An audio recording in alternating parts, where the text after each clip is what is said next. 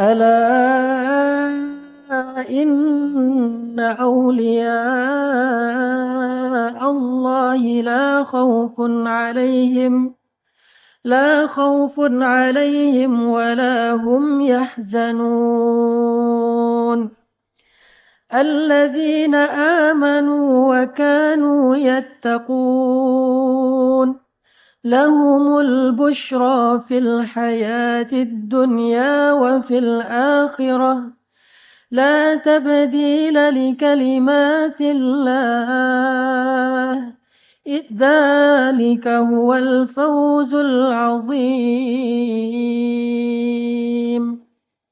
الحمد لله رب العالمين الحمد لله الذي بنعمته تتم الصالحات وبفضله تتنزل الخيرات والبركات وبتوفيقه تتحقق المقاصد والغايات نحمد الله تعالى ونشكره أشهد أن لا إله إلا الله وحده لا شريك له وأشهد أن محمدا عبده ورسوله اللهم صل وسلم وبارك على سيدنا محمد وعلى آله وصحبه ومن تبعه إلى يوم القيامة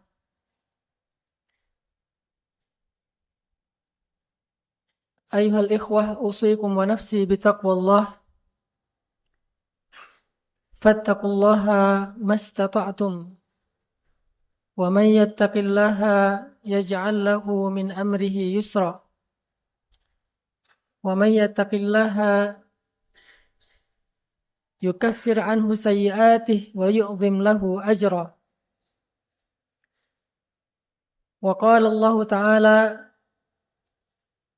في كتابه الكريم أعوذ بالله من الشيطان الرجيم بسم الله الرحمن الرحيم يا أيها الذين آمنوا اتقوا الله حق تقاته ولا تموتن إلا وأنتم مسلمون. Jamaah Jumat yang dirahmati Allah Subhanahu wa taala, dalam hidup modal untuk kita mendapatkan banyak keajaiban. Modal bagi kita untuk mendapatkan banyak kemudahan. Sebetulnya bukanlah memiliki harta yang berlimpah. Bukanlah memiliki pengikut yang banyak. Bukanlah memiliki wawasan yang luas. Walaupun semua itu adalah hal-hal yang penting dalam hidup kita. Tapi modal utama untuk mendapatkan kemudahan dalam hidup, modal utama untuk mendapatkan keajaiban dalam segala urusan dalam kehidupan kita adalah iman dan takwa. Karena hanya orang yang beriman dengan iman yang benar kepada Allah, lalu dia taat dengan ketakwaannya kepada Allah Subhanahu wa taala, dialah orang yang Allah berikan jaminan la khaufun alaihim walahum yahzanun. Bahkan orang-orang yang beriman dan bertakwa kepada Allah ini, Allah sebut mereka dengan satu sebutan yang sangat istimewa, yaitu waliullah atau auliyaullah. Sebagaimana firman Allah Subhanahu wa taala di dalam Al-Qur'an, a'udzubillahi minasyaitonir rajim, bismillahirrahmanirrahim. Ala inna awliya Allahi la khawfun alaihim wa la hum yahzanun الذين آمنوا وكانوا يتقون لهم البشرى في الحياة الدنيا وفي الآخرة لا تبديل لكلمات الله ذلك هو الفوز العظيم. Sesungguhnya wali-wali Allah itu tidak ada rasa takut bagi mereka dan tidak pula mereka merasa sedih. Mereka itu adalah orang-orang yang beriman dan mereka adalah orang-orang yang bertakwa. Bagi mereka ada berita gembira di dalam kehidupan di dunia dan juga kelak di akhirat.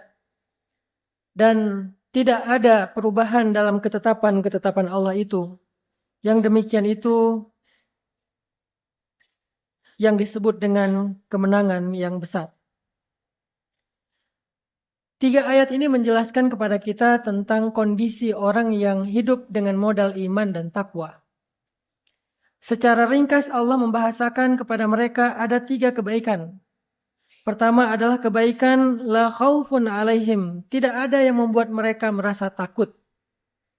Tidak ada yang membuat mereka merasa khawatir. Tidak ada yang membuat mereka merasa was-wasah, terganggu. Kenapa? Karena mereka adalah orang yang yakin kepada Allah Subhanahu wa taala. Orang yang beriman itu artinya orang yang selalu berhusnuzon kepada Allah. Orang yang beriman itu artinya orang yang thiqah billah, orang yang selalu percaya dengan Allah. Sehingga dengan dia thiqah, dengan dia tawakul, dengan berserah kepada Allah Subhanahu wa taala, hilanglah dari hatinya khaufun terhadap apa-apa yang mengancam dirinya dan kehidupannya. Karena dia telah menitipkan hidupnya kepada Allah. Dia telah menitipkan karirnya kepada Allah. Dia telah menitipkan urusannya kepada Allah. Dia telah menitipkan masalah-masalahnya kepada Allah. Sehingga la khaufun alaihim. Kalau dia yu'minun. Kalau dia percaya kepada Allah Subhanahu wa ta'ala. Kalau dia berbaik sangka kepada Allah Subhanahu wa ta'ala. Kita bisa merenungkan makna dari ini dari sebuah kisah. Ketika ada suami istri yang melakukan perjalanan menaiki sebuah kapal. Di tengah perjalanan, di tengah laut terjadi badai. Sampai kemudian orang satu kapal ini merasa panik karena mereka takut akan tenggelam. Termasuk perempuan yang bersama suaminya ini ikut panik. Dia bingung bagaimana jika badai ini semakin besar dan kemudian mereka akan celaka di tengah lautan. Tiba-tiba perempuan ini melihat suaminya yang sedang duduk dengan tenang, berzikir, tidak ikut panik seperti yang lainnya. Maka perempuan ini bertanya kepada suaminya, "Wahai suamiku, kenapa engkau tidak panik? Kenapa engkau tenang saja? Bukankah kita sekarang sedang terancam? Kita ada di tengah badai." Kemudian suaminya mengatakan kepada istrinya, "Wahai istriku, duduklah sebentar." Ketika istrinya duduk, dia ambil satu gergaji yang ada di dekatnya. Mungkin milik awak kapal, dia ambil gergaji itu, dia letakkan di dada istrinya. Dia katakan, "Istriku, apakah engkau takut dengan gergaji ini?" Istrinya mengatakan, "Tidak, kenapa saya harus takut?" Kata suaminya, "Bukankah gergaji ini bisa mencelakai kamu? Bukankah gergaji ini bisa melukai kamu?" Kata istrinya, "Tidak, kalau gergaji itu ada di tanganmu. Engkau tidak mungkin mencelakai aku karena engkau mencintai aku. Engkau tidak mungkin mencelakai aku karena engkau tidak pernah zalim kepadaku. Engkau suami yang baik, suami yang solih."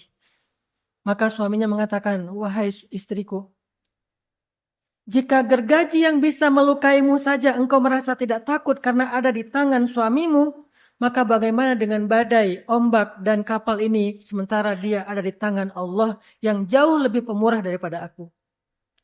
Yang jauh lebih penyayang daripada aku. Sehingga jika aku saja tidak mungkin mencelakai kalian, tidak mungkin mencelakai engkau, apalagi Allah Subhanahu wa ta'ala. Maka itulah yang membuat aku tenang."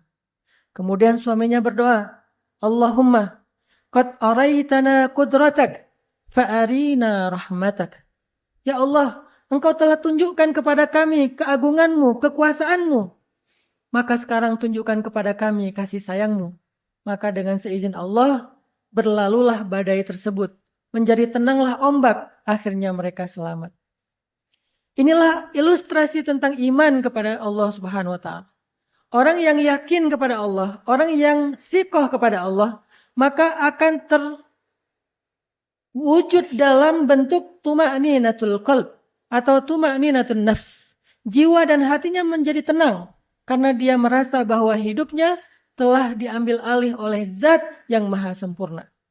Telah diatur oleh Allah yang maha kuasa.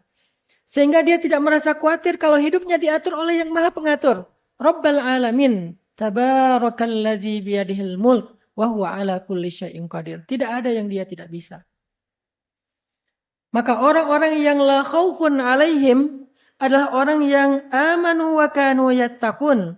Orang yang beriman kepada Allah, orang yang taat dan banyak beribadah, taat kepada Allah Subhanahu wa taala, maka insya Allah kehidupan mereka akan dipenuhi dengan ketenangan. Tentang sesuatu yang belum terjadi atau tentang apa yang sedang terjadi, mereka tenang. Kenapa? Mereka sudah serahkan seluruhnya kepada Allah dalam iman dan takwa. Kita juga pernah mendengar kisah tentang seorang perempuan yang ditinggalkan suaminya dan dia memiliki beberapa orang anak. Kemudian suatu malam terjadi hujan badai yang luar biasa sehingga rumah mereka hampir roboh. Lalu tiba-tiba perempuan ini menulis secari kertas, lalu meletakkan kertas itu di atas tiang rumahnya, di bawah atap rumahnya. Setelah itu badai menjadi tenang. Selang beberapa tahun kemudian perempuan ini wafat. Maka anak-anaknya yang tadinya masih kecil kemudian sudah dewasa. Mereka berkumpul untuk menceritakan tentang kebaikan-kebaikan ibu mereka. Tapi salah satu dari mereka teringat dulu kejadian ketika ada badai. Ibu mereka menulis secari kertas dan meletakkannya di bawah atap rumah. Mereka mencari kertas tersebut. Dan mereka temukan kertas itu masih ada. Membatasi antara tiang rumah dengan atapnya. Mereka ambil kertas tersebut, mereka buka. Ketika mereka membuka kertas itu belum sempat dibaca, rumah mereka roboh dan mereka keluar dari rumah tersebut. Di luar rumah baru mereka baca isi kertas dan isinya adalah Usmud bi'izni rabbik. Tulisan dari ibu mereka di dalam kertas itu adalah teguhlah engkau wahai tiang rumah dengan izin dari Rabbmu. Ternyata ibu mereka adalah perempuan yang sangat thiqah kepada Allah. Sangat yakin kepada Allah ketika suatu malam rumah mereka hampir roboh dan dia tidak tahu harus berbuat apa. Dengan seutuh keyakinan dia menuliskan kalimat usmud bi'izni rabbik. Lalu dia letakkan di atas tiang di bawah atap rumahnya dan rumah itu bertahan dan kokoh sampai anak-anak mereka menjadi dewasa. Inilah yang disebut dengan iman. Ketika seseorang sudah memaksimalkan ikhtiarnya, ketika hidupnya sudah mentok tetapi dia masih punya iman, maka dia selalu punya harapan. Itulah yang diucapkan Nabiullah Yakub kepada putra-putra beliau. La taqnatu min rauhillah. La tayasu min rauhillah. Janganlah kalian berputus asa dari rahmat Allah Subhanahu wa taala. Sehingga modal iman kepada Allah, modal yakin kepada Allah adalah modal paling penting dalam hidup kita dan untuk kita melangkah. Kemudian yang kedua adalah modal takwa.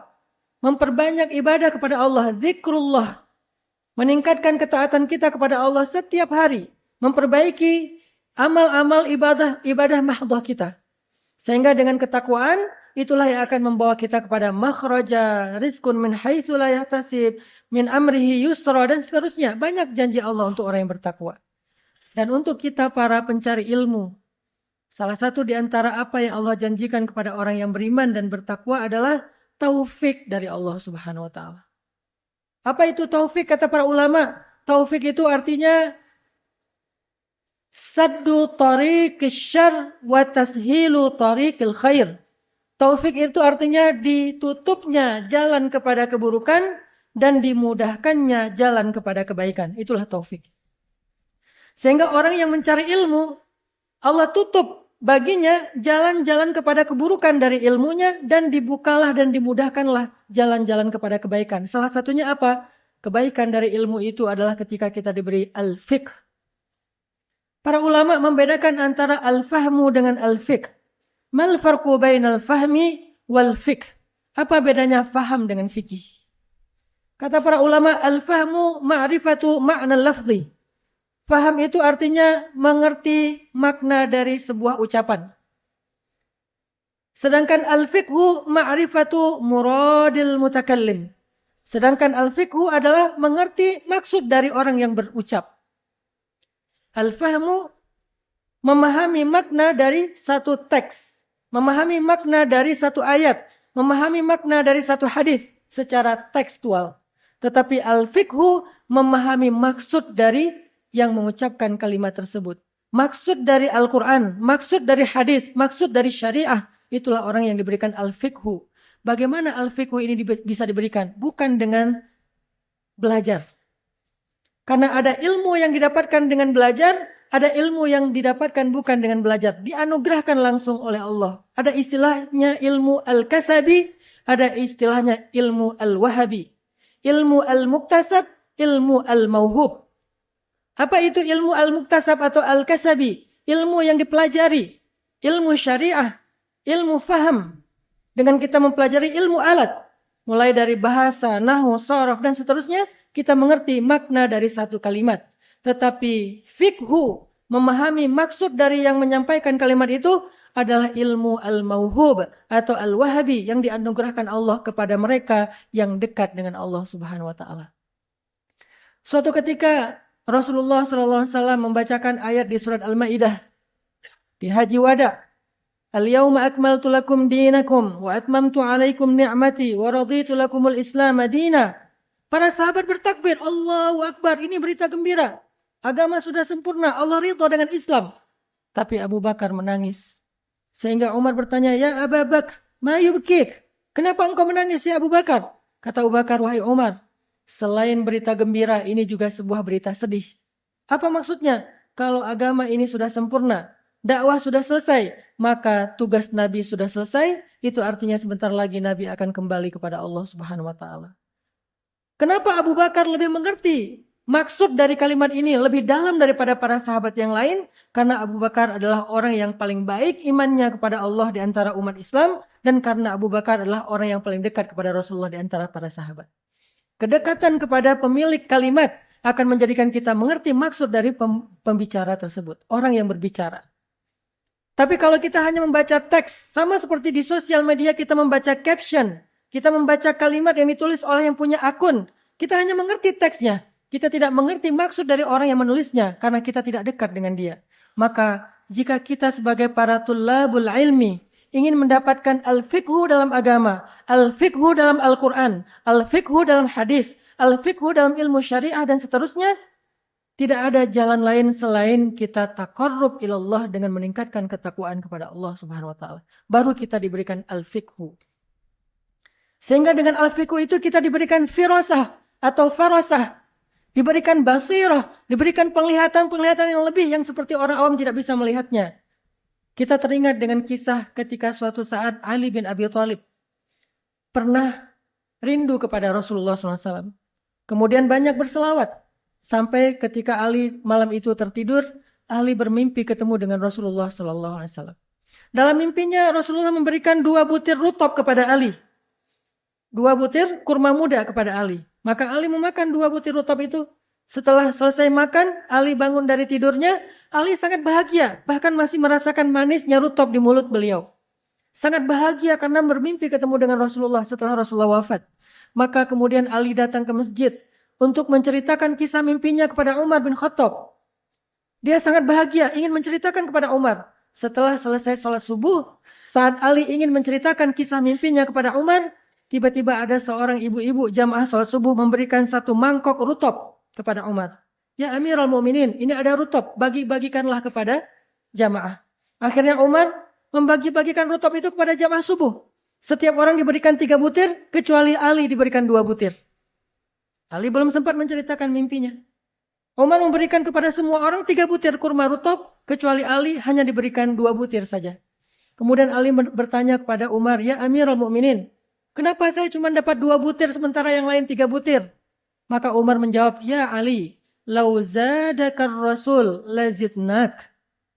Kalau Nabi menambahkan untukmu, pasti kami tambahkan. Bagaimana kami akan menambahkan sesuatu yang Nabi tidak tambahkan? Apakah kami akan memberikan lebih daripada Nabi? Barulah Ali memahami kalimat Nabi. Sesungguhnya di setiap umat itu ada muhaddatsun. Apa itu muhaddatsun? Orang yang memiliki hadisun nafs. Hadisun nafs itu bahasa lainnya firasah. Firasah itu bahasa kita firasat atau basirah. Memiliki ilmu yang taufik terhadap sesuatu. Dan orang yang muhaddatsunnya umat Nabi adalah Umar bin Khattab. Kenapa? Karena amal ibadahnya Umar yang luar biasa. Karena kedekatannya Umar kepada Allah Subhanahu wa taala. Pernah Umar lagi khutbah Jumat seperti ini. Lagi khutbah Jumat, tiba-tiba Umar melihat ke arah yang berbeda lalu mengatakan, "Ya Sariyah, ya Sariyah, al-jabalul jabal, al-jabalul jabal, al-jabalul jabal." Wahai pasukan, gunung, gunung, naik ke gunung, naik ke gunung. Lalu melanjutkan khutbahnya. Setelah selesai sholat Jumat, Ali bin Abi Thalib bertanya kepada Umar, "Ya Amirul Mukminin, saya tidak paham khutbah tadi.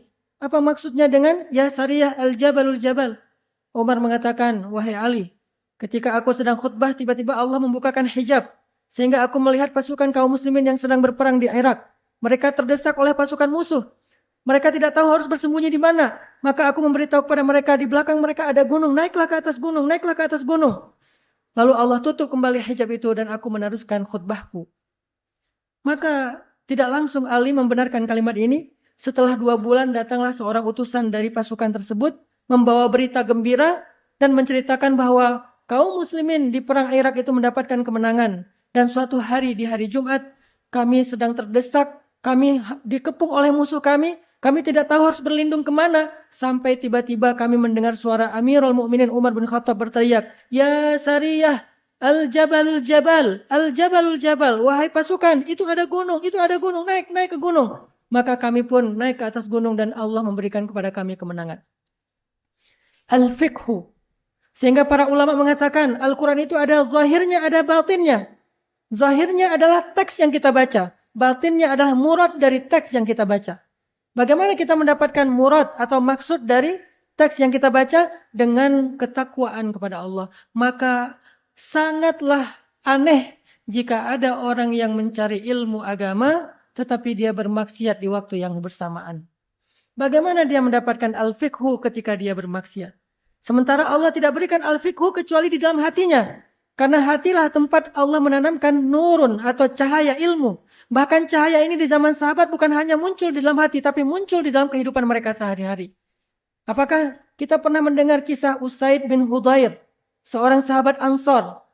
Sahabat Ansor yang awalun, ikut Bai'ah Aqabah 2. Usaid bin Hudayr adalah seorang ahli Quran yang kalau beliau baca Al-Quran, malaikat berkumpul di atas beliau untuk mendengarkan bacaannya. Pernah Usaid membaca Al-Quran, tiba-tiba di atasnya seperti mendung yang sangat gelap, sehingga Usaid merasa akan hujan, dia menutup bacaan, dia pulang ke rumah. Besok dia baca lagi, berkumpul lagi mendung yang sangat gelap. Lalu dia bertanya kepada Rasulullah, "Ya Rasulullah, kenapa setiap saya membaca Al-Quran ada mendung yang sangat gelap di atas saya?" Kata Rasulullah, "Itu bukan mendung, wahai Usaid. Itu adalah malaikat yang berkumpul untuk mendengar bacaanmu. Seandainya engkau terus membaca Al-Quran, maka malaikat itu akan memenuhi langit dan menutupi cahaya matahari." Suatu malam, Usaid bersama satu orang sahabat yang lain datang ke rumah Nabi untuk halaqah ilmu. Kenapa saya ceritakan ini kepada para tullabul ilmi? Karena biar kita tahu rahasianya ilmu. Usaid bersama seorang sahabat datang ke rumah Nabi untuk belajar ilmu secara mulazamah, halaqah, private, malam hari. Setelah beberapa lama belajar bersama Nabi, akhirnya mereka pulang. Mereka berangkat ke rumah Nabi dan pulang menggunakan tongkat masing-masing. Mereka memakai tongkat sehari-hari. Ketika pulang, ternyata Madinah gelap gulita, tidak ada bulan, tidak ada cahaya. Maka saat mereka keluar dari rumah Nabi, mereka berjalan, tiba-tiba tongkatnya Usaid bercahaya. Maka berjalanlah mereka dengan cahaya dari tongkatnya Usaid. Kemudian setelah mereka berpisah di persimpangan jalan, karena mereka beda rumah, maka tongkat salah satu sahabat yang lain juga menyala. Sehingga akhirnya kedua tongkat mereka bercahaya dengan cahaya ilmu, dan mereka berjalan dalam kehidupan di dunia dengan cahaya tersebut. Inilah dahsyatnya ilmu yang dicari dengan ketakwaan, yang dicari dengan iman. Inilah hidup ketika kita bermodalkan iman dan takwa, bukan hanya bermodalkan materi dan fasilitas hidup. Apalagi dalam mencari ilmu. Semua kebaikan yang Allah sediakan di dalam ilmu, tidak Allah berikan hanya kepada orang yang rajin belajar, tetapi dia jauh dari Allah. Yang rajin belajar, tetapi dia bermaksiat kepada Allah, tidak diberikan ilmu hakikatnya. Apa hakikat ilmu? Al-fiqhu, al-basirah, al-hikmah, al-irsyad. Makanya Nabi SAW bersabda dalam hadis Bukhari Muslim dari riwayat Muawiyah, "May yuridillahu bihi khairan yufaqihu fid din wa yulhimuhu rusydah." Dalam riwayat Muawiyah ditambah kalimat wa yulhimuhu rusydah. Maka ilmu kata para ulama al-fiqhu war rushd. Sementara al-fiqhu tadi ma'rifatu muradil mutakallim, sedangkan ar-rusydu husnul tasarruf fi syai', husnul tasarruf fil ilm. Baik dalam mengamalkan ilmu, dan ini tidak didapatkan kecuali dengan ketakwaan kepada Allah Subhanahu wa taala.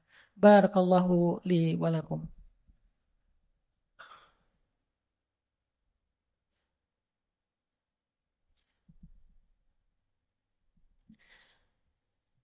Alhamdulillahi rabbil alamin.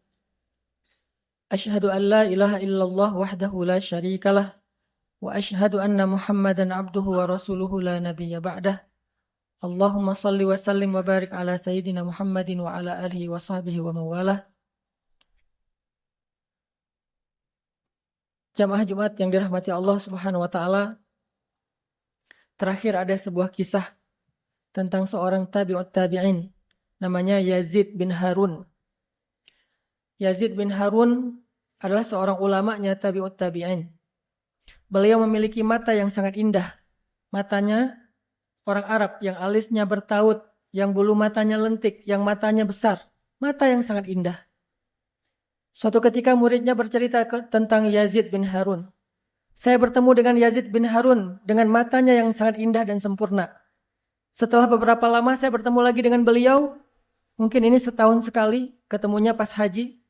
Ketika saya ketemu lagi dengan beliau, saya melihat beliau hanya memiliki satu mata saja. Yang satunya sudah buta. Tahun berikutnya saya ketemu lagi dengan beliau, mata beliau dua-duanya sudah buta. Maka saya bertanya, Ya Syekh Yazid, apa yang terjadi dengan dua matamu yang indah itu?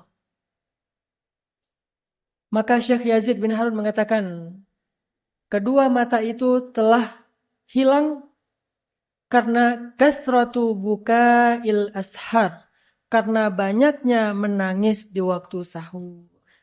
Kedua mataku telah buta karena kasratu buka'il ashar, banyaknya menangis di waktu sahur. Inilah seorang hakikatnya seorang alim, orang yang amil, orang yang arif. Dia bukan hanya mengerti teori dari ilmu, tapi dia mengamalkan, dia dekat kepada Allah. Semakin bertambah ilmu, semakin dia dekat dengan Allah. Makanya Allah berikan ma'rifah. Allah berikan hakikatul ilm.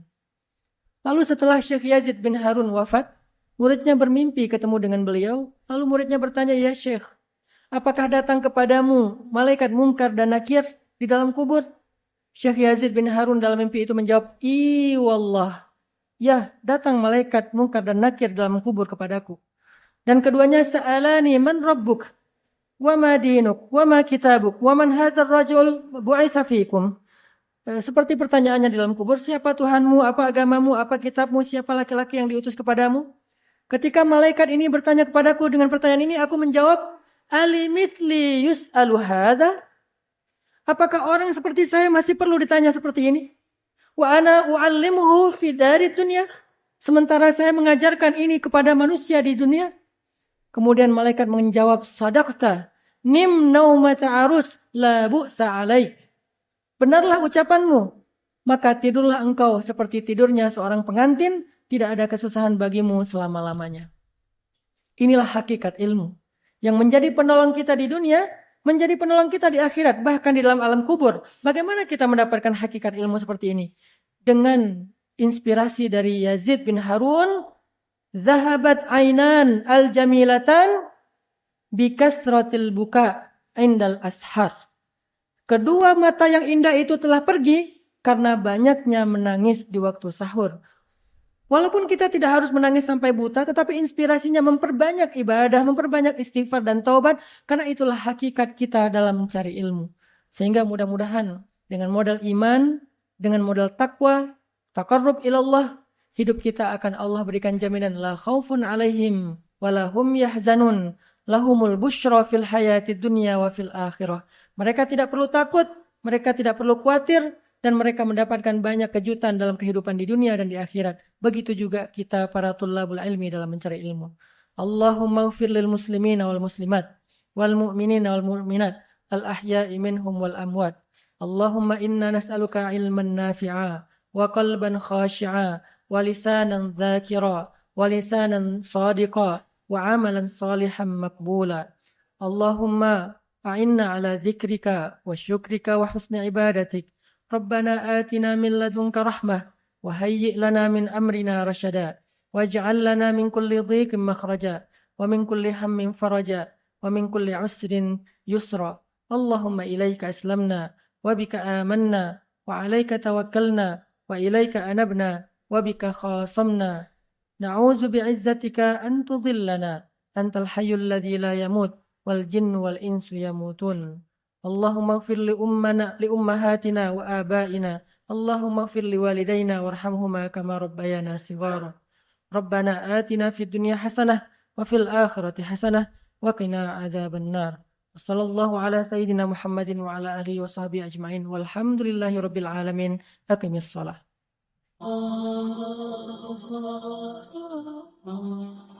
الحمد لله رب العالمين حمدا كثيرا طيبا مباركا فيه كما يحب ربنا ويرضى. أشهد أن لا إله إلا الله وحده لا شريك له وأشهد أن محمدا عبده ورسوله لا نبي بعده. اللهم صل وسلم وبارك على سيدنا محمد كما ذكره الذاكرون الأخيار. وصل وسلم وبارك على سيدنا محمد ما اختلف الليل والنهار. وصل وسلم وبارك على سيدنا وحبيبنا ومولانا محمد وعلى المهاجرين والأنصار. عباد الله، أوصيكم ونفسي بتقوى الله. وتزودوا فإن خير الزاد التقوى. إن أكرمكم عند الله أتقاكم. فاتقوا الله ما استطعتم. ولقد قال الله تعالى في القرآن الكريم: أعوذ بالله من الشيطان الرجيم. يا أيها الذين آمنوا اتقوا الله حق تقاته ولا تموتن إلا وأنتم مسلمون. Jamaah Jumat yang dirahmati Allah Subhanahu wa taala.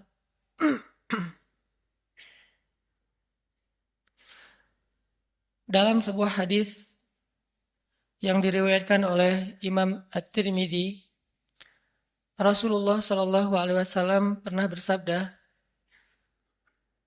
An Abdullah bin Mas'ud radhiyallahu an qala Rasulullah sallallahu alaihi wasallam, Ala ukhbirukum biman yahrumu 'alan nar aw biman tahrumu 'alaihi nar ala kulli qaribin hayyinin sahlin. Dari Abdullah bin Mas'ud radhiyallahu an, ia berkata, Rasulullah sallallahu alaihi wasallam bersabda, Maukah kalian aku beritahu orang-orang yang tidak akan disentuh oleh api neraka, atau orang yang tidak akan masuk ke dalam api neraka? Mereka adalah setiap orang yang memiliki sifat qaribin hayyinin sahlin. Hadis riwayat At-Tirmidzi. Dalam riwayat yang lain disebutkan ala kulli hayyinin layyinin qaribin sahlin. Orang yang memiliki 4 sifat, yaitu sifat hayyin, sifat layyin, sifat qaribin, dan sifat sahlin. Shadaqa Rasulullah sallallahu alaihi wasallam. Jamaah yang dirahmati Allah, ada 4 sifat yang kita bisa ambil di dalam beberapa hadis tadi. Sifat yang sangat diistimewakan oleh Allah Subhanahu wa taala pada diri seorang hamba. Bahkan Nabi sallallahu alaihi wasallam sampai memberikan jaminan, siapapun yang memiliki 4 sifat ini, tahrumu alaihin nar.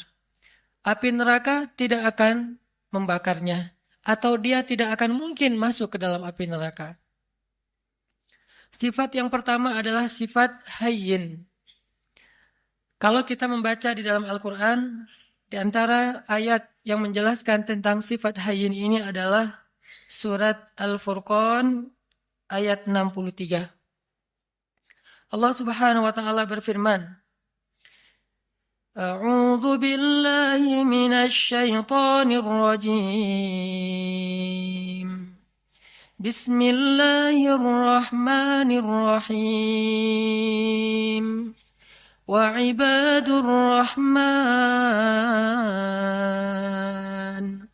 وعباد الرحمن الذين يمشون على الأرض هونا وإذا خاطبهم الجاهلون قالوا سلاما. Sadaqallahul Azim.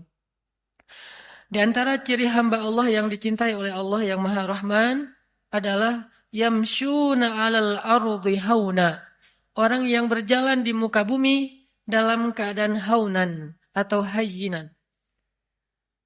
Haunan atau hayyinan, para ulama menerjemahkan adalah orang yang memiliki sifat tawadhu, rendah hati. Dan sifat rendah hati ini adalah sifat dasarnya seorang hamba. Bahkan kalau kita memberi judul terhadap ayat yang pertama turun kepada Nabi SAW, maka ayat yang pertama turun kepada Nabi itu ada dua judul atau dua tema besar. Tema yang pertama adalah tentang kebesaran Allah, dan tema yang kedua adalah tentang kehinaan seorang hamba. Itulah ayat yang pertama turun kepada Nabi. Iqra bismi rabbikal ladzi khalaq. Ini ayat tentang kebesaran Allah. Khalaqal insan min 'alaq. Ini tentang kerendahan makhluk. Atau Iqra wa rabbukal akram. Allah yang maha mulia. Alladzi 'allama bil qalam. Yang maha tahu segala sesuatu dan mengajarkan ilmu kepada manusia. 'Allamal insan ma lam ya'lam. Mengajarkan kepada manusia apa yang sama sekali mereka tidak tahu. Jadi kalau kita mau ngasih judul terhadap ayat atau wahyu yang pertama turun kepada Nabi SAW, ternyata yang berhubungan dengan makhluk, ayat yang pertama turun itu adalah ayat tentang tawadhu, ayat tentang rendah hati. Rendah diri bahkan di hadapan Allah dan rendah hati di hadapan makhluk. Karena ini adalah sifat dasarnya seorang hamba. Tidak mungkin disebut hamba ketika dia meninggikan diri, menganggap dirinya mulia, menganggap dirinya di atas, menganggap dirinya tinggi. Karena dasarnya seorang hamba itu adalah rendah. Sehingga ketika seorang hamba meletakkan dirinya pada status yang Allah telah tempatkan dia, baru Allah akan memuliakan dia. Tidaklah seseorang bersedekah kecuali hartanya akan bertambah, dan tidaklah seseorang merendahkan dirinya kecuali Allah akan mengangkat derajatnya. Tapi sebaliknya, ketika seorang hamba menempatkan dirinya di posisi yang lebih tinggi, maka Allah akan menjatuhkan dia sebagaimana Allah menjatuhkan iblis. Ana khairum min, saya lebih baik daripada dia, kata iblis. Maka sejak saat itu iblis diusir dari surga dan dikutuk untuk selama-lamanya. Sifat rendah hati, bahkan rendah diri di hadapan Allah Subhanahu wa taala adalah identitas aslinya makhluk. Identitas aslinya hamba. Dan inilah ciri hamba yang dicintai Allah Subhanahu wa taala. Hayyin. Kalau kita belajar kepada Rasulullah sallallahu alaihi wasallam, di antara contoh-contoh bagaimana Nabi menunjukkan hayyinan, sifat tawadhu, rendah hatinya beliau kepada sesama, adalah kisah ketika Nabi sallallahu alaihi wasallam duduk di antara sahabat-sahabat Ahlu Sufah.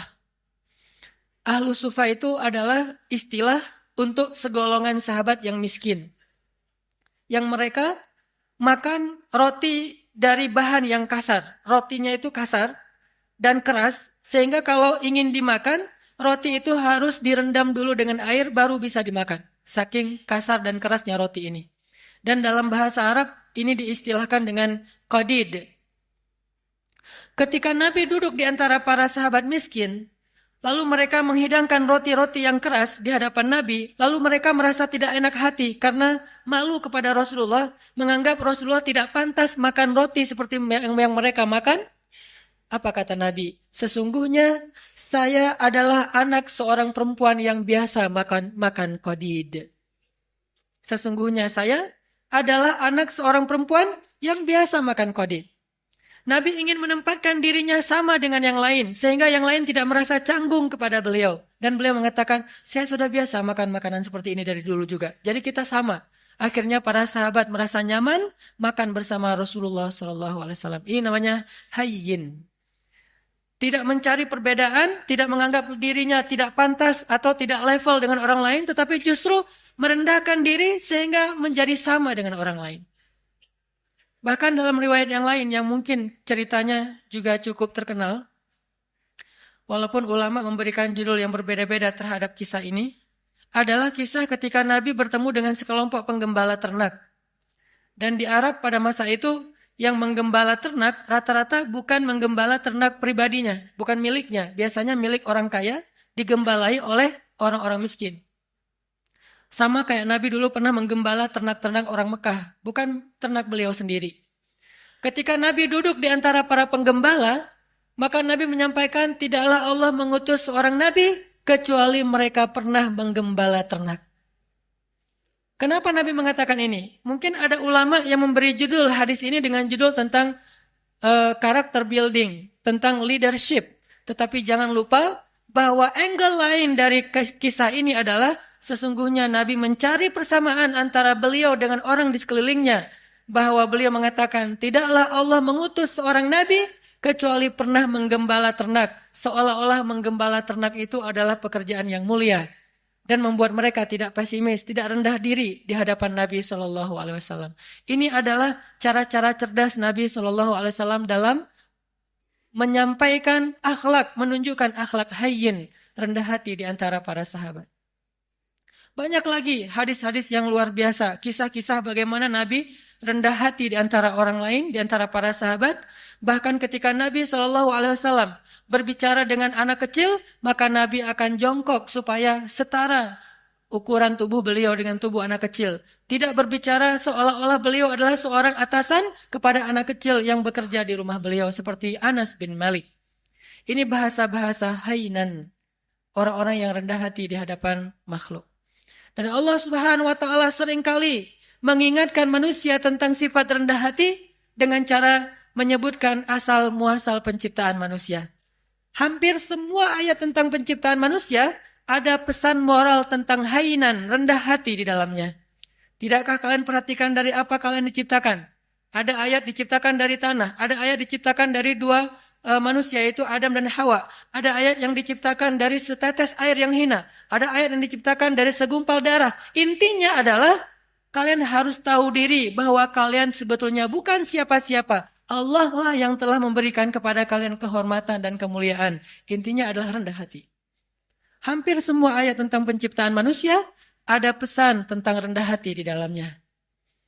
Makanya Nabi SAW mengatakan, di antara 4 sifat yang paling dicintai Allah kepada makhluk adalah hayyin, sifat rendah hati. Memandang orang lain sama dengan dirinya. Dan di antara makna sombong atau takabur adalah merendahkan orang lain dan menganggap dirinya lebih baik daripada orang lain. Jamaah yang dirahmati Allah Subhanahu wa taala. Sifat yang kedua, hayyinin layyin. Layyin ini secara bahasa artinya bertutur kata dengan bahasa yang lemah lembut. Kalau kita memperhatikan bagaimana Islam bisa memadukan antara lemah lembut dengan ketegasan, ini menunjukkan betapa akhlak dalam Islam itu sempurna. Karena banyak orang yang tidak bisa memadukan dua hal ini, seolah-olah ketika bersikap lemah lembut, dia menjadi lemah. Dan ketika bersikap tegas, dia menjadi kasar. Padahal tegas dan kasar sesuatu yang berbeda, lemah dan lembut juga sesuatu yang berbeda. Layyin dan tegas, lemah lembut dan tegas, sesuatu yang bisa dipadukan. Karena dua-duanya akhlak yang mulia. Mustahil dua akhlak mulia itu tidak bisa dipadukan. Itu mustahil. Yang tidak mungkin dipadukan adalah akhlak mulia dan akhlak yang tercela. Maka kalau ketegasan kita sepakati sebagai akhlak mulia, pasti mungkin sekali untuk memadukan ketegasan dengan sikap lemah lembut. Bahkan salah satu ayat yang cukup jelas mengajarkan kepada kita tentang sikap lemah lembut dalam situasi apapun adalah ayat ketika Allah mentarbiyah, mendidik Musa dan Harun ketika mengutus keduanya untuk berdakwah kepada Firaun. Ketika Allah mengutus Musa dan Harun berdakwah kepada raja yang paling zalim yang pernah hidup di muka bumi, bukan hanya raja yang keras, yang kasar, bahkan raja ini pernah mengaku dirinya sebagai Tuhan. Bukan hanya syirik, tapi dia mengaku sebagai Tuhan. Dia mengatakan, Ana Rabbukumul A'la. saya adalah Tuhan kalian yang paling tinggi. Ketika Allah mengutus Musa dan Harun untuk berdakwah kepada raja yang paling jahat ini, apa kata Allah? Wa qula lahu qawlan layyinan. Dan ucapkanlah kepada dia ucapan yang lembut. Sebelum Musa disuruh untuk merevolusi Fir'aun, maka Musa diperintahkan lebih dulu untuk qula lahu qawlan layyinan. Kenapa Allah katakan demikian? Karena Allah tahu karakter hambanya yang bernama Musa. Kalau Harun mungkin agak tidak terlalu dikhawatirkan akan bersikap kasar. Karena Harun pada dasarnya punya sifat lemah lembut. Harun ini kalau di antara para sahabat mirip seperti Abu Bakar. Sedangkan Musa mirip seperti Umar. Memang terkenal dengan kerasnya terhadap kebatilan. Sehingga sebelum Musa bersikap keras atau tegas kepada Fir'aun, maka Allah memberi dia briefing, memberi dia nasihat, qula lahu qawlan layyinan. Katakanlah kalian berdua kepada dia ucapan yang lemah lembut. Dan perhatikan juga kisah Ibrahim ketika berdakwah kepada ayahnya. Begitu ayahnya marah-marah kepada Ibrahim, bahkan mengancam akan merajam Ibrahim, apa kata Ibrahim? Qala salamun alaik. Sa'astaghfiru laka rabbi innahu kana bi hafiyya. Kata Ibrahim, salam. Nggak apa-apa wahai ayah, aku akan minta ampun untukmu kepada Tuhanku. Sesungguhnya Tuhanku sangat baik kepadaku. Qaulan layyinan, sebelum kalimat-kalimat yang lain. Bahkan Nabi SAW bersabda, sesungguhnya Allah itu maha lembut dan mencintai kelembutan. Dan Allah akan memberikan kebaikan melalui jalan yang lembut yang tidak diberikan dengan cara-cara yang kasar. Maka muncullah salah satu kisah yang cukup fenomenal dalam kehidupan Nabi tentang sifat lemah lembut adalah adegan ketika ada seorang laki-laki Badui buang air kecil di dalam Masjid Nabawi. Ini masjid tersuci nomor 3 di dunia bagi kaum muslimin. Setelah Makkah, nomor 2 bahkan setelah Makkah, kemudian Nabawi, kemudian Masjidil Aqsa. Ada orang Badui, dan orang Badui ini dalam istilah Arab disebut A'rabi, orang yang tidak berpendidikan baik, orang yang belum paham Islam, bahkan belum masuk Islam. Dia ngelihat ada kayak tembok gitu, dia buang air kecil di situ. Lalu para sahabat berdiri ingin memarahi dia. Nabi mengatakan, tunggu, biarkan dia, jangan sakiti dia. Karena kalau dia ditahan atau dicegah, itu akan menyakiti dia, udah terlanjur. Maka biarkan dia, jangan sakiti dia. Setelah dia selesai dengan hajatnya, maka Nabi kemudian ingin mengambil air, tetapi para sahabat mendahului beliau dan membersihkan kotoran laki-laki tadi. Setelah selesai, Nabi memanggil dia, lalu mengajak dia berbicara baik-baik. Walaupun tidak disebutkan secara detail, apa yang Nabi ucapkan kepada laki-laki ini, tetapi kesimpulannya dengan kelembutan Nabi bertanya tentang siapa namanya, dari mana asalnya, lalu memberi nasihat ini tempat apa, kenapa tidak boleh buang air kecil di sini. Setelah Nabi menasihatinya baik-baik, akhirnya dia kemudian masuk Islam. Dan setelah dia masuk Islam, dia berdoa kepada Allah, ya Allah, rahmatilah saya dan juga Rasulullah SAW, yang lain jangan. Sampai dia berdoa seperti itu. Rahmati saya dan Rasulullah saja, yang lain jangan. Karena dia sebel sama yang lain. Sama Rasul dia cinta. Kemudian Nabi tersenyum dan mengatakan, kalau berdoa jangan berdoa seperti itu. Doakanlah kebaikan buat semuanya. Baru dia katakan, ya Allah rahmati saya, rahmati Rasulullah, rahmati kami semuanya. Sikap lemah lembut. Termasuk juga ada seorang laki-laki di zaman Nabi yang seringkali merencanakan untuk membunuh Nabi SAW. Sampai suatu ketika dia berhasil ditangkap oleh para sahabat, dibawa ke Madinah. Sampai di Madinah, Nabi menyuruh sahabat untuk mengikat dia di salah satu tiang masjid. Jadi dulu masjid juga berfungsi sebagai penjara darurat. Dia diikat di tiang masjid. Setiap kali Nabi datang ke masjid, Nabi tersenyum kepada dia dan bertanya, bagaimana kabarmu? Awalnya dia marah. Udah tahu diikat, nanya kabar. Terus Nabi datang lagi, dia ditanya, gimana kabarmu hari ini? Gimana kabarmu hari ini? Terus Nabi bertanya. Intinya Nabi menyapa dia, walaupun dia musuh. Dan ternyata lama-kelamaan dengan sapaan Nabi yang lembut, tulus, dan senyum Nabi yang luar biasa, akhirnya dia menjawab, baik wahai Muhammad. Bagaimana kabarmu? Baik wahai Muhammad. Lalu Nabi mengatakan, lepaskan ikatan dia. Setelah dilepaskan ikatannya, Nabi bertanya kepada dia, menurutmu apa yang harus kami lakukan kepadamu? Kata dia, kalau engkau mau, lepaskan saya akan pulang ke kampung saya, akan saya ambil harta yang banyak, lalu saya berikan kepadamu tebusan terhadap diri saya. Dan peganglah janji saya. Maka Nabi mengatakan, tidak, engkau tidak perlu menebus, engkau bebas. Dia mengatakan, saya bebas? Ya, tapi kalau kamu ingin kembali ke negerimu, mandilah terlebih dahulu. Dia disuruh mandi. Setelah dia selesai mandi, dia diajarkan cara berwudu. Ternyata gara-gara keadaan suci itu Allah menurunkan hidayah ke dalam hatinya, lalu dia masuk Islam. Setelah dia masuk Islam, dia ketemu dengan Rasulullah, dia mengatakan, sungguh dulu engkau adalah orang yang paling saya benci, maka sekarang engkau adalah orang yang paling saya cintai. Allah mengubah sesuatu dengan sifat lemah lembut yang tidak bisa diubah dengan sifat yang kasar dan keras. Lalu muncul lagi adegan, seorang laki-laki di zaman Nabi, Muslim, tapi dia suka minum. Lalu ketika dia dalam keadaan mabuk, dia suka mengganggu orang di jalan. Sehingga ditangkap oleh para sahabat, dihadirkan kepada Nabi. Nabi mengatakan, ikat dia di depan masjid. Lalu Nabi mengatakan, kita akan menghukum dia dengan cara, setiap orang yang datang ke masjid, mengambil sendalnya dan memukul dia dengan sendal mereka. Setiap masuk masjid. Setiap masuk masjid, sendal dipegang, pukul. Dan memukulnya pun di bagian yang tidak akan melukai. Mungkin di lengannya atau di kakinya. Dipukul, lalu masuk ke masjid. Supaya dia sadar. Lalu tiba-tiba ada seorang laki-laki, sahabat, memukulnya sambil mencela dengan mengatakan, celaka kamu. Maka Nabi SAW mengatakan, jangan begitu. Janganlah engkau membantu syaitan untuk mencelakakan saudaramu. Tegas, tetapi tetap menjaga kehormatannya. Sampai Nabi bersabda, kalau kita baca kitab Riyadhus Shalihin, ada bab yang khusus masalah ini. Nabi bersabda, jika budak perempuan kalian berzina, maka cambuklah dia, tetapi jangan mencela dia. Kalau dia berzina untuk kedua kalinya, cambuklah dia, tetapi jangan mencela dia. Kalau dia berzina lagi untuk ketiga kalinya, maka juallah dia walau dengan harga seutas tali yang murah, tetapi jangan mencela dia. Dalam Islam tidak ada ruang untuk mencela siapapun. Tetapi hukum, hak agama untuk ditegakkan. Sedangkan celaan bukan bagian dari agama. Ini sikap lemah lembutnya Islam tanpa kehilangan ketegasannya.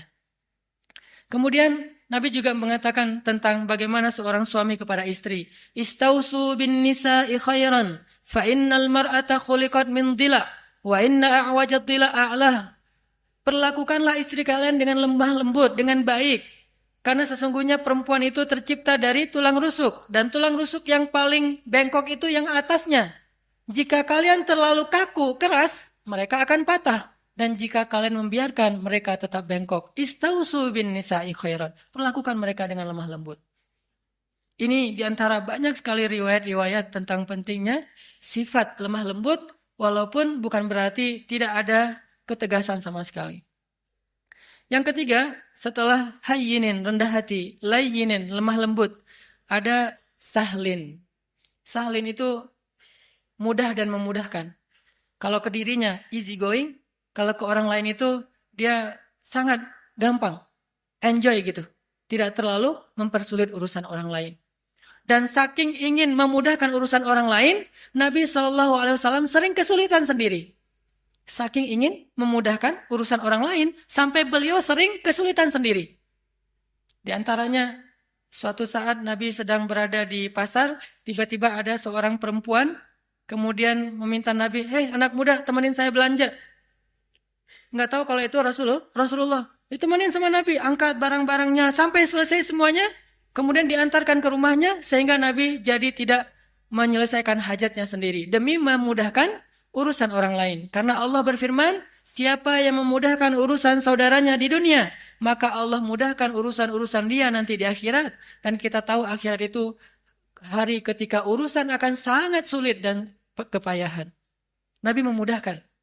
Bahkan dalam sebuah riwayat yang juga cukup terkenal, suatu pagi Nabi SAW lapar, kemudian beliau datang ke dapur istrinya membuka-buka, kalau bahasa kita mungkin membuka panci gitu, ingin mencari makanan apa di dapur. Ternyata hari itu Aisyah belum memasak apa-apa. Sehingga Nabi ketika lagi buka-buka panci di dapur, tiba-tiba Aisyah muncul. Nabi tidak ingin mempersulit Aisyah, sehingga tiba-tiba Nabi mengatakan, ya Aisyah, hari ini saya berpuasa. Sehingga Aisyah otomatis mengatakan, oh ya sudah kalau gitu sekalian, memang saya hari ini tidak memasak. Bukankah puasa sunnah boleh niat belakangan dengan syarat belum makan apa-apa? Akhirnya Nabi yang tadinya niat tidak puasa, gara-gara tidak ada makanan dan tiba-tiba Aisyah muncul.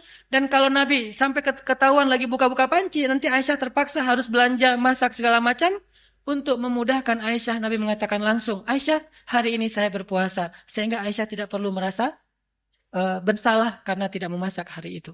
Lihat bagaimana Nabi memudahkan urusan keluarganya. Bahkan ketika ditanya kepada Aisyah, ya Aisyah, apa yang dilakukan Nabi di rumah? Aisyah mengatakan, Nabi di rumah sibuk menyelesaikan semua urusan istri-istrinya. Jadi Nabi kalau di luar, orang berlomba-lomba menyelesaikan hajat beliau, kalau di rumah, beliau justru sibuk dan tidak berhenti untuk menyelesaikan hajat keluarganya. Menyelesaikan urusan orang lain, sahlin, memudahkan. Dan Allah Subhanahu wa taala senang memudahkan urusan hamba. Yuridullahu bikumul yusra wala yuridu bikumul usra. Allah ingin memudahkan kalian dan tidak ingin mempersulit kalian. Lalu siapa kita yang ingin mempersulit urusan orang lain? Bahkan Allah saja ingin memudahkan urusan kita. Yang terakhir, jamaah yang dirahmati Allah, sifat yang dicintai Allah dari seorang hamba adalah qaribin. Qaribin ini lalu menjadi bahasa Indonesia karib, artinya dekat, akrab, tidak jaim. Orangnya itu mudah untuk bergaul. Baru kenal dengan dia langsung akrab. Dan juga bukan berarti dia terlalu sok akrab atau caper dan seterusnya, tetapi mudah bergaul dengan dia. Tidak ada jarak, tidak membuat orang sungkan. Rasulullah SAW ketemu dengan siapapun, orang itu akan mudah curhat kepada beliau. Bahkan seorang perempuan yang baru kenal beliau, dengan nyaman curhat kepada beliau. Datang seorang perempuan mengatakan, ya Rasulullah, bukankah Allah la yastahi minal haq? Allah tidak malu kalau kita ngomong tentang suatu kebenaran? Kata Nabi, ya. Memangnya ada apa? Kata dia, ya Rasulullah, bagaimana cara membersihkan haid? Seorang perempuan nyaman bertanya itu kepada Rasulullah. Dan pasti tidak akan nyaman bertanya itu kepada yang lain. Bagaimana cara membersihkan haid? Nabi mengatakan, ya dibersihkan. Kata dia, ya tapi bagaimana? Kata Nabi, ya dibersihkan. Kata dia, ya tapi bagaimana ya Rasul? Akhirnya Aisyah yang mendengar pertanyaan ini, memegang tangannya, membawa dia masuk ke dalam dan dijelaskan secara lebih jelas, lebih detail, karena Nabi tidak mungkin menjelaskan itu kepada yang bukan mahramnya.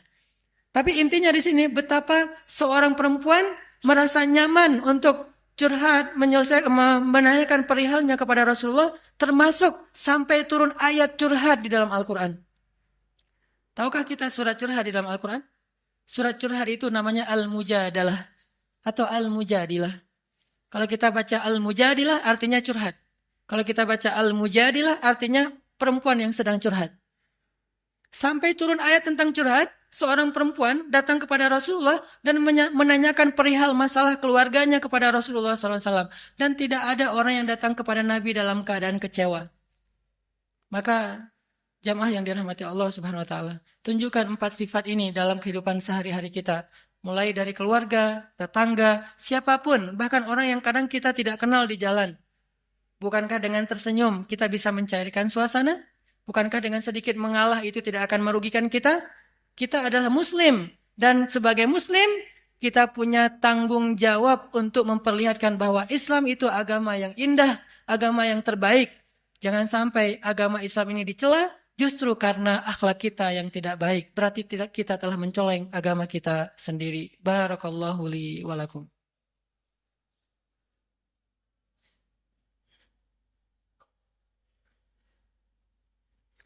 Alhamdulillahirabbil alamin. Asyhadu an la ilaha illallah wa asyhadu anna Muhammadar Rasulullah. Allahumma salli wa sallim wa barik ala sayyidina wa habibina wa maulana Muhammadin wa ala alihi wa sahbihi ajma'in. Jamaah yang dirahmati Allah Subhanahu wa taala, Allah Subhanahu wa taala berfirman, Bismillahirrahmanirrahim. Ya ayuhan nas, ya ayyuhalladzina amanu, la yaskhar qaumun min qaum, asa ayyakunu khairan minhum, wala nisa'um min nisa', asa ayyakunna khairan minhun. Janganlah kalian saling mencela, karena bisa jadi orang yang dicela itu lebih baik daripada orang yang mencela.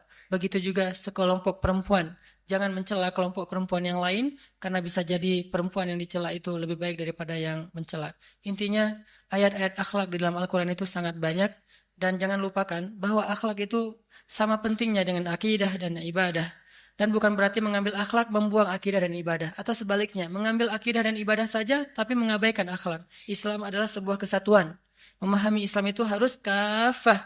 Udkhulu fis silmi kafah. Masuklah kalian ke dalam agama ini secara utuh.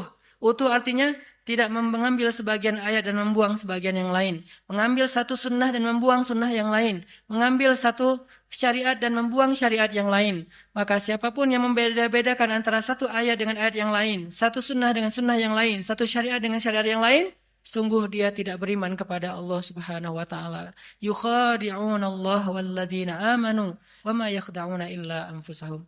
Mudah-mudahan kita bisa mengamalkan ayat dan hadis-hadis tentang akhlak ini dalam kehidupan kita, dan Allah Subhanahu wa taala memberikan apa yang dijanjikan kepada kita, yaitu terhindar dari api neraka. Terakhir, marilah kita sama-sama berdoa, dan saya selalu berharap kaum muslimin di seluruh dunia, hari Jumat adalah yaumud du'a, hari diijabahnya doa. Maka bantulah saudara-saudara kita di Suriah, di Palestina, di Rohingya, di seluruh dunia, termasuk mungkin yang di Indonesia seperti di Aceh dan di seluruh Indonesia. Bantulah mereka dengan doa. Mudah-mudahan doa-doa kita akan meringankan urusan-urusan mereka dan akan mendatangkan pertolongan Allah Subhanahu wa taala kepada mereka. Bismillahirrahmanirrahim. Allahumma ighfir lana walil muslimin. Allahumma ighfir lana waliwalidayna warhamhuma kama rabbayana sighara. Allahumma inna nas'aluka al-huda wat-tuqa wal-'afafa wal-ghina. اللهم أعنا على ذكرك وشكرك وحسن عبادتك. ربنا آتنا من لدنك رحمة وهيئ لنا من أمرنا رشدا واجعل لنا من كل ضيق مخرجا ومن كل هم فرجا ومن كل عسر يسرا. اللهم انصر الإسلام والمسلمين. اللهم انصر المسلمين في فلسطين. اللهم انصر المسلمين في سوريا. اللهم انصر المسلمين في العراق. اللهم انصر المسلمين المستضعفين المظلومين في رهينيا. اللهم انصر دعوتنا يا الله. اللهم اشف صدور المسلمين يا الله. اللهم اجعل بلدنا هذا إندونيسيا بلدا آمنا بلدا آمنا بلدا آمنا وارزق أهله من الثمرات من آمن منهم يا رزاق. ربنا هب لنا من أزواجنا وذرياتنا قرة أعين واجعلنا للمتقين إماما. Ya Allah, ya Arhamar Rahimin, ampunkanlah dosa-dosa kami ya Allah, maafkanlah kesalahan kami ya Allah. Ya Arhamar Rahimin, anugerahkanlah kepada bangsa kami ini pemimpin-pemimpin yang taat kepadamu dan adil kepada manusia. Berilah petunjukmu kepada pemimpin-pemimpin kami, dan bimbinglah ulama-ulama kami. Berilah hidayahmu kepada pemuda-pemuda Islam di Indonesia, dan bangkitkanlah Islam di tangan-tangan para pemudanya. Berikanlah kepada kami keluarga-keluarga yang menjadi penyejuk mata kami, dan jadikanlah kami imam dalam ketakwaan. Ya Arhamar Rahimin, bantulah saudara-saudara kami di seluruh dunia, saudara-saudara kami di Palestina, di Suriah, di Irak, di Myanmar, di Yaman, di Mesir, dan di seluruh dunia ya Allah. Bantulah saudara-saudara kami di Nanggro Aceh Darussalam, dan kuatkanlah kesabaran mereka. Hindarkanlah negeri ini dari malapetaka dan musibah-musibah yang akan mengambil dan menyakiti urusan dan menyulitkan urusan kaum muslimin. Ya Arhamar Rahimin, satukanlah barisan kaum muslimin, satukanlah hati kaum muslimin. Engkaulah yang menggenggam hati hambamu, tidak ada daya dan upaya kecuali dengan kebesaranmu ya Allah. Ya Arhamar Rahimin, jadikanlah kami termasuk di antara orang-orang yang menolong agamamu. Jangan engkau biarkan kami menjadi orang yang hanya duduk berpangku tangan dan membiarkan agamamu dalam keadaan terlunta-lunta. Ya Arhamar Rahimin, selamatkanlah kami di dunia dan di akhirat. Jauhkan kami dari azab kubur. Berikanlah kepada kami husnul khatimah. Rabbana atina fid dunya hasanah wa fil akhirati hasanah wa qina adzabannar. Qulu qauli hadza wastaghfirullah li wa lakum innahu huwal ghafurur rahim. Benar kan kata Allah, kalau mereka fuqara, yughnihimullah, maka Allah akan memberikan kekayaan untuk mereka atau kecukupan. Jadi obat hati itu adalah yakin kepada Allah. Dan cara yakin kepada Allah, baca firman-firman Allah Subhanahu wa taala. Allah berjanji di dalam banyak ayat untuk bisa menjadi iman, menambah faith, menambah keyakinan di dalam hati kita. Tinggal kita baca aja. Banyak banget ayat-ayat kayak gitu. Jadi begitu kita galau tentang gimana nanti nih, apa yang harus saya kasih, gimana menafkahi, baca nih ayat. Gitu juga kalau misalnya kita cari kerjaan atau cari nafkah. Allah Subhanahu wa taala juga memberikan kita banyak sekali ayat-ayat yang menjadi janji dari Allah bahwa siapa yang yakin kepada Allah, pasti Allah Subhanahu wa taala akan menjaganya. Itu banyak banget ayat kayak gitu. Salah satunya teman-teman bisa baca minimal banget teman-teman bisa baca di surat Hud ayat 6. Coba baca surat Hud, surat 11 ayat 6. Ini juga ayat untuk ngecas iman kita. Apa kata Allah di ayat 6 surat Hud? Bismillahirrahmanirrahim. Wa ma min dabbatin fil ardi illa 'ala Allahi rizquha wa ya'lamu mustaqarraha wa mustawda'aha kullun fi kitabim mubin. Gak ada satupun hewan yang melata di muka bumi illa 'alallahi rizquha, kecuali Allah yang menjamin rezeki bagi mereka. Terus kenapa kita khawatir? Kenapa kita galau? Kan Allah yang menjamin, dan jaminan Allah itu sebaik-baik jaminan dijamin oleh perusahaan asuransi atau finance. Itu aja kita udah yakin gimana dijamin oleh Allah Subhanahu wa taala. Kayak ada orang yang ngambil asuransi kesehatan, dia nggak khawatir dengan sakit. Ada orang yang mengambil asuransi kendaraan, dia nggak khawatir kelecet atau terjadi kecelakaan, dirampok atau dicuri kendaraannya. Ada yang